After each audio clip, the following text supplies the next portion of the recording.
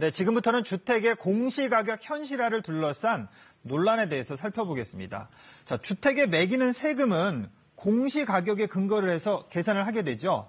그런데 사실 그동안 이 공시가격이 실제로 거래되는 가격과 많이 차이가 나서 말들이 많았습니다.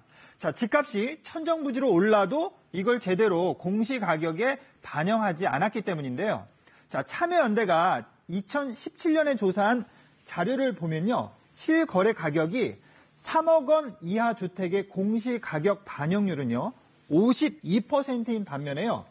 15억 원을 초과하는 주택의 경우에는 35%에 그쳤습니다. 자, 고가 주택에 살고 있는 사람이 그렇지 않은 경우보다 상대적으로 세금을 적게 내왔다고 볼 수 있는 건데요.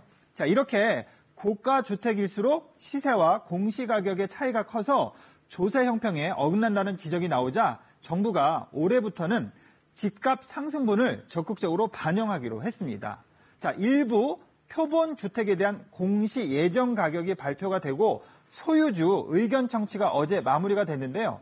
자, 몇 가지 사례를 보면요. 서울 마포구의 한 단독주택의 올해 공시 예정 가격은요. 15억 6천만 원으로 지난해보다 2배 가까이 올랐습니다.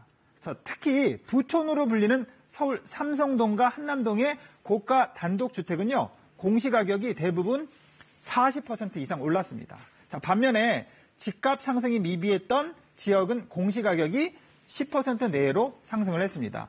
서울 은평구의 한 주택은 공시가격이 지난해보다 7% 올랐는데요. 더 내야 할 세금은 3만 원 미만입니다. 자, 결국 공시가격 현실화는 고가 주택 거주자라면 부담이 커지겠지만요. 서민주택의 경우 부담폭은 제한적이라는 게 정부의 설명입니다. 자, 실제로 정부는 집주인들 사이에서 야, 세금 폭탄 맞는 거 아니냐 이런 볼멘 소리가 나올까 봐 신경을 쓰는 분위기입니다. 그래서 이번에 발표된 걸 봐도 전체 단독주택의 95%가 공시가격이 5억 원 이하고요. 특히 1주택자라면 올해 아무리 집값이 뛰었더라도 지난해보다 50% 이상은 세금을 더 내지 않도록 상한선을 정했습니다. 자, 그래서 아까 예를 들었던 15억 원짜리 마포구의 단독주택의 경우에도요. 보유세를 단순하게 계산을 해보면 230만 원에서 보시는 것처럼 720만 원으로 크게 뛰지만요. 1주택자 상한선이 적용이 되면 실제로는 350만 원을 내게 돼서 작년보다 120만 원 정도 부담이 늘어나게 됩니다. 자, 결국 이번 정책은 고가 주택 소유자와 다주택자들을 상대로 집값을 현실화해서 제대로 세금을 걷겠다는 취지로 볼 수 있습니다. 자, 정부는 이 표본 단독주택에 대해서 이번 달 25일에 결정 공시를 하고요. 석 달 뒤인 4월 말에는 표본뿐만 아니라 아파트를 포함해서 전체 주택에 대해서 공시가격을 발표할 예정입니다. 자, 그런데 4월에 아파트 공시가격이 발표가 되면 지난해 가격이 크게 오른 서울 강남 아파트의 경우에 세금을 너무 많이 내야 하는 거 아니냐 이렇게 걱정하는 분들도 있으실 겁니다.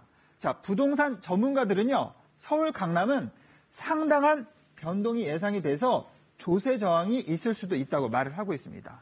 자, 그런데 경실련 등 시민단체 등은요.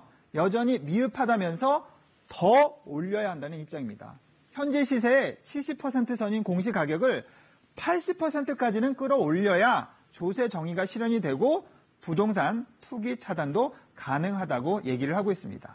자, 하지만 정부로서는 너무 급격하게 올리는 것도 부담일 수 있기 때문에요. 지난해 공시가격을 기준으로 할 때 50에서 70%가량 오르는 수준이 되지 않을까 하는 전망도 계속 나오고 있습니다. 친절한 뉴스였습니다.